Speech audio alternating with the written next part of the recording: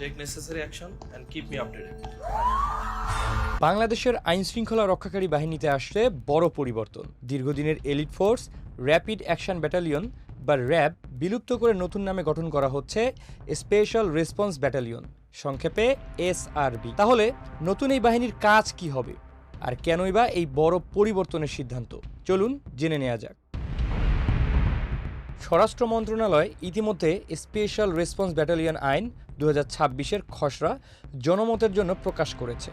খসড়া অনুযায়ী এসআরবি বাংলাদেশ পুলিশের অধীনে একটি বিশেষায়িত ইউনিট হিসেবে কাজ করবে। এর নেতৃত্বে থাকবেন অতিরিক্ত আইজিপি পদমর্যাদার একজন মহাপরিচালক এবং প্রয়োজন অনুযায়ী দেশের বিভিন্ন স্থানে ব্যাটালিয়ন, কোম্পানি ও ইউনিট গঠন করতে পারবে এসআরবি। শুধু পুলিশ নয়, অন্যান্য শৃঙ্খলা বাহিনী থেকেও সদস্যদের প্রেষণে এনে এই ইউনিট গঠন করা হবে। নতুন বাহিনীর দায়িত্বের মধ্যে থাকবে সন্ত্রাসবাদ দমন, সংঘবদ্ধ অপরাধ মোকাবিলা, মাদক ও অবৈধ অস্ত্র উদ্ধার, মানব পাচার প্রতিরোধ, সাইবার অপরাধ দমন ও গোয়েন্দা তথ্য সংগ্রহ।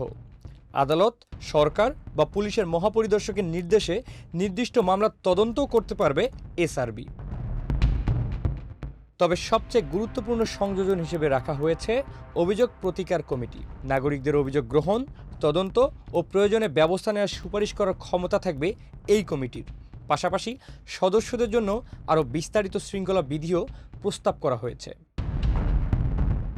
উল্লেখ্য, র্যাব প্রতিষ্ঠার পর বিভিন্ন সময়ে বাহিনীটির বিরুদ্ধে বিচার বহির্ভূত হত্যাকাণ্ড, গুম এবং মানবাধিকার লঙ্ঘনের অভিযোগে দেশ বিদেশে আলোচিত হয়েছে।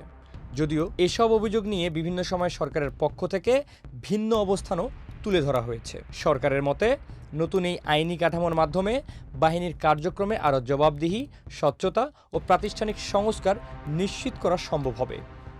এখন জনমত গ্রহণ শেষে খসড়াটি মন্ত্রিসভার অনুমোদন পেলে জাতীয় সংসদে উত্থাপন করা হবে। আইন পাশ হলে র্যাবের সব জনবল, সম্পদ, চলমান কার্যক্রম এবং দায়িত্ব নতুন স্পেশাল রেসপন্স ব্যাটালিয়ন এসআরবির অধীনে স্থানান্তরিত হবে। ডেস্ক রিপোর্ট, হাসান জিহাদি, মানব কণ্ঠ।